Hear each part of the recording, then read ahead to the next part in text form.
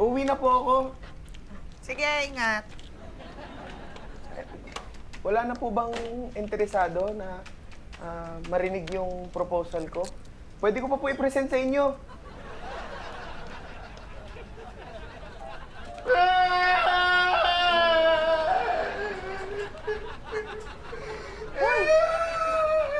Hoy!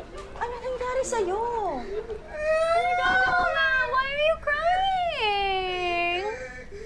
Ayoko na po. Ang bigat po kasi na rejection nyo eh. Eh bakit ka susuko? Kasama naman talaga yan sa sales, yung minsan mare-reject. Ayoko na po. Mukhang hindi na talaga ako makakakota ngayong buwan. Matatanggal na din ako sa trabaho. Ayoko na, suko na ako. Hindi. Basta mag-alo ka lang ng mag-alo.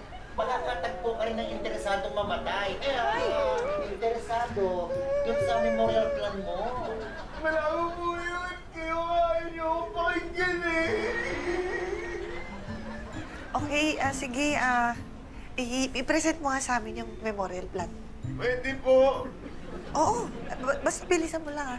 Oo, okay lang. Sige po, mabilis lang po to.